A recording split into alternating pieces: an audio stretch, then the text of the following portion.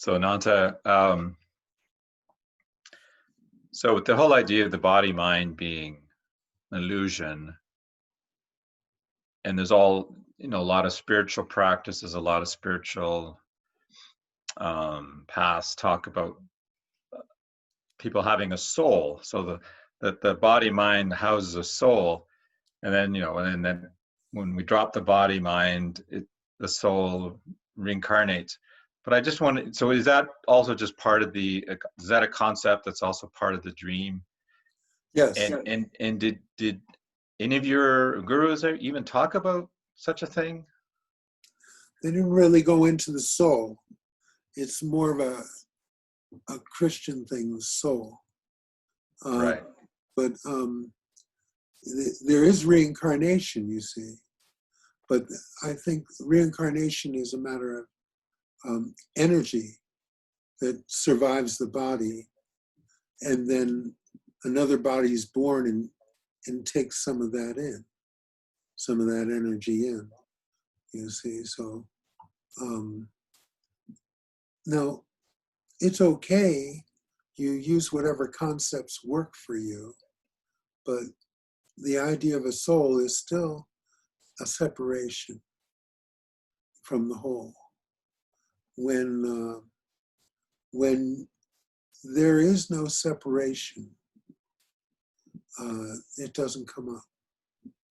I have no doubt that there are cycles of birth and death and energies that are involved with that one could describe as a soul.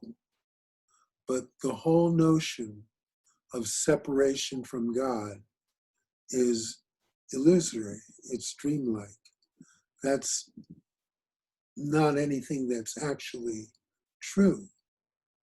And maybe if you look at it from the point of view of a soul, you've taken it to a deeper level of separation.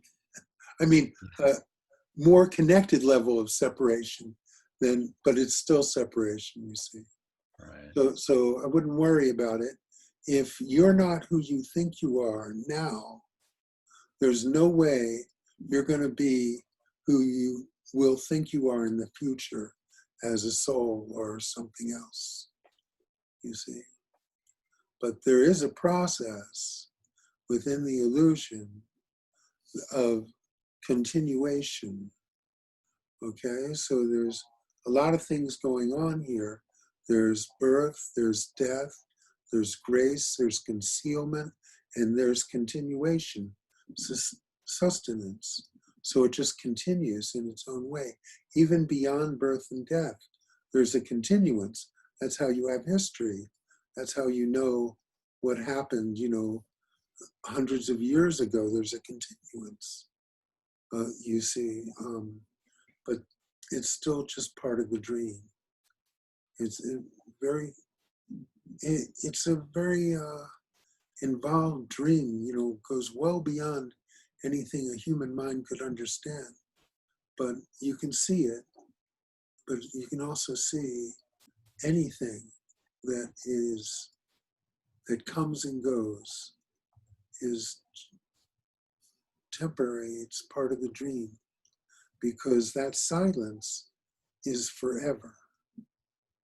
It's so forever that it's beyond forever, because forever itself is a concept of time, you see, and everything that you know in your mind is a concept and an understanding. It's beyond all of that, you see. If you can just rest in that silence, like I said, you can know what it is. But that's not like understanding what it is.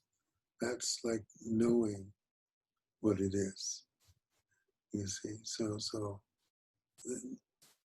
yeah, there's all kinds of concepts you can get involved with that if they aid you in any way, fine. But know that it's just more concepts of a dream. Right. That's what I figured. I was just curious to know whether any of your gurus even talked about, did they even talk about reincarnation? Or is that, again, just another sort of distraction of What is real? Baba probably did. But Ramesh, he was famous for saying there is no reincarnation. You see, I say, okay, well, there's reincarnation, but it's got nothing to do with you. Yeah. You see, but all of Hinduism, the whole idea is to move beyond the cycle of birth and death. You see, once that happens, and you're no longer in that cycle of birth and death, then the whole birth and death thing is something that happens within a realm you're not involved with. You see, so it's not that it doesn't happen, but it never happens to you because there never was a you separate from God. That was just a temporary phenomenon. Comes and goes. Right. Yeah, that's also. Yeah. You know, I know Baba, he could talk on all different levels at the same time. So he would have karmic stories that were really good. But, you know, they would teach you something about life. Mm-hmm. Karma's like that. And, you know, karma is what brought you here. So it's like that. Karma directs things. But karma is still a part of the dream. Yeah. It's still an aspect of the dream. Yes, yeah, it's a very powerful energy aspect of the dream. Right. Because you see, so you have situations and you work really, really hard to prevent them and they happen anyway. And then you have situations, you work really, really hard to create them and nothing works because of the karma. And you see, so it's beyond your control. And all of us have been in relationships that we just know are karma bound. It's like nothing could stop them. And, you know, they had to happen. Even if they were going to be disastrous, you couldn't avoid it. And, you know, it's like, because that's the nature of karma. So it's very compelling aspect of the illusion because it has a force and an energy that actually transcends your lifetime, prior and after. So you see there's actions and things that you do in this life that have karmic effects that last longer than your body. So it's a force to be reckoned with. It's a force that makes it all more believable in its own way. But that's all. It's all energy. And there is energy. And there is light. And all these things are going on. But it's just what makes the illusion work. Right. So that energy and that light that you're referencing in relation to what you were just discussing, that's still not it. That's not oneness. That's not It, you know, not really.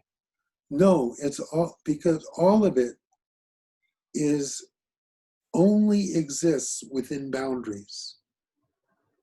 Okay? All of it is confined. So even the speed of light is a boundary. And it's all something that only exists within a very confined space. You see? So you look up in outer space and you see these tiny dots of light. But they're tiny, you know, and then it's just like that. All of the things that you're perceiving and feeling, karma, all of it is confined. It has boundaries. Anything with any boundary is confined, infinitely small. And that which you are is infinite. So you see, But everything you perceive is within the boundary. But there's something that happens before you can even perceive it. That sense of being. Before you can even perceive that it's happened, it's there. And if you can just let the mind and the thoughts and the feelings be here, and just that pure sense of being be here, well, that's it. That's it. So there's really no mind that can perceive that which is boundless. Well, yes, it can perceive it, but then it's not what it was. Because the perception, yes, indeed, you're correct, though. You're correct. It cannot be perceived, but it is perceived. And then because of the nature of the ego, it takes possession of that perception. It says, I had this experience. So are you saying that it can be perceived for like a split second, but Oh, it can be perceived, or, but that's not what it is. okay, right. That's all. So, all of us have had some spiritual experience that was awesome. And then it was perceived, and then that spiritual experience became an experience. You see, it didn't start out as an experience. It became an experience, then it's gone. It's a memory. It's something that happened. But while it was happening, there was no one perceiving. It was just what it was. You see? And then it was taken possession of, and then it became a memory. You see? And what is a memory? A memory is just a scratch in the CD. It's nothing. It's just a dream at best. But this place that I'm talking about, it's not a memory. It's not a perception. It's everything that is right now and always, in all moments, at all times. Your personal awareness of it means nothing. It is 100%, whether you're personally aware of it or not. It's always 100%. It never changes. And if you can just let the personal stuff be over here, then that's all there is. That's really all there is. And the rest of it has nothing to do with anything. Compared, infinite, finite. Infinite, finite. Make your choice. So you just sit in that infinite, and you don't even sit there because it is all there is. So that's the source of everything. That's your home. You don't change whether you're born or die, and because that is your place. That is where you've always been and where you'll always be. And the rest of this is just temporary phenomenon. There's no need to connect with it personally. There's no need to really connect with it. You can just watch it. Yeah, I get that. Good. That's what it is.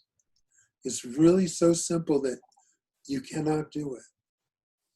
But it's really easy to just be it. Because that's who you are. You don't have to do anything to be it. So stop doing anything and then you'll be it. You'll know. That's where you'll live. And the rest of this doing stuff, why bother with it?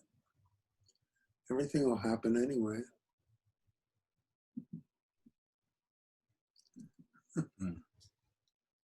See? Yeah. Okay, thanks. Thank you. And Andrea, I'm going to lose power.